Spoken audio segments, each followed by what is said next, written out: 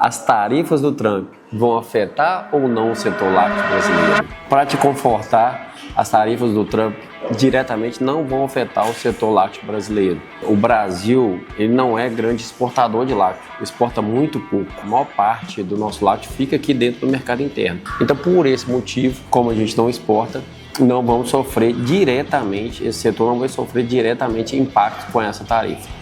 Só que, indiretamente, sim, a gente pode sofrer sim com as tarifas. O primeiro ponto que a gente pode sofrer com as tarifas é com relação ao diesel. 17% do diesel utilizado no Brasil é importado. E esse diesel vai impactar diretamente no transporte, que tem correlação direta com a coleta de leite, a distribuição de produto lácteo, a entrega de insumos, entre outras. Outra coisa que pode ter impacto indireto no nosso setor são os insumos, milho, soja para a produção de leite e os nossos insumos usados dentro da nossa indústria, como fermento, coagulante.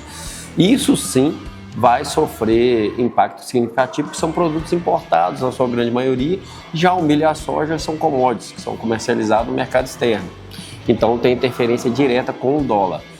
Uma outra questão muito importante é com relação ao dólar, sendo que, como a gente pode ter uma pressão muito grande do câmbio, automaticamente o dólar pode subir, pode interferir diretamente no real, perdendo o valor do real, a gente perde o poder de compra e automaticamente o nosso setor vai sofrer porque o brasileiro não vai conseguir consumir lácteo como a gente consome hoje em dia. Então, embora algumas pessoas falem que a gente não come dólar, mas sim, a gente come dólar. Porque o dólar está atrelado às commodities e todo o mercado está atrelado ao dólar, mesmo que o produto seja nacional. Então, o nosso setor diretamente não sofre, mas com essas variáveis acaba que a gente vai ter algumas pequenas interferências. É claro que a gente torce para que isso não dure muito tempo, para que isso seja solucionado no mercado, para que tenha um acordo entre os países e para que tudo volte à normalidade e a gente não sofra qualquer tipo de problema futuro. O setor lácteo é uma cadeia que já,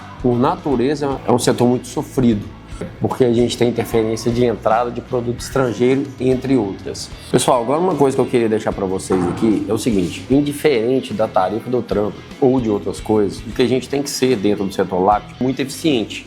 Eficiente na produção, eficiente no processo, porque é um setor com margem muito exprimida. Então, quem sai na frente nesse setor são pessoas organizadas, que têm um processo bem definido, que têm uma gestão muito bem feita, que é o que eu sempre falo. É um setor que movimenta muito dinheiro, mas o que sobra na última linha é muito pouco.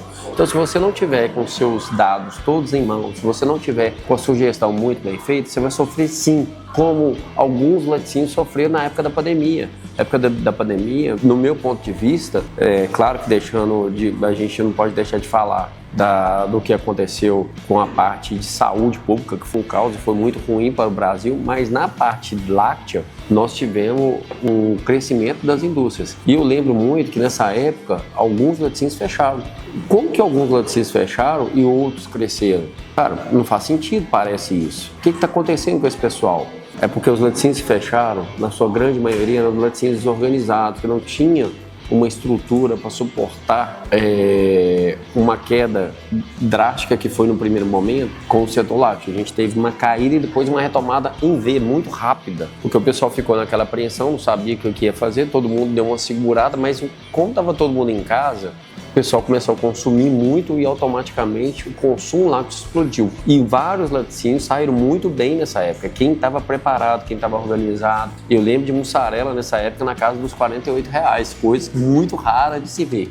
Então o que eu deixo para vocês aqui agora? Cara, seja organizado, seja estruturado, tenha os dados da sua empresa na ponta da língua, tenha cultura, tenha processo, tudo muito bem feito dentro dessa indústria. E é isso que eu trago para vocês no Papo de Dono, que é uma mentoria que eu faço com donos de laticínios, com empresários, que eu passo a minha experiência de tudo que eu já vivi de laticínios até hoje para esses empresários e vou acompanhando. São encontros semanais, toda segunda-feira, às 10 horas a gente se encontra numa sala, numa reunião virtual, uma reunião online, onde a gente conversa sobre tudo isso que eu estou passando para vocês aqui agora e coisas mais.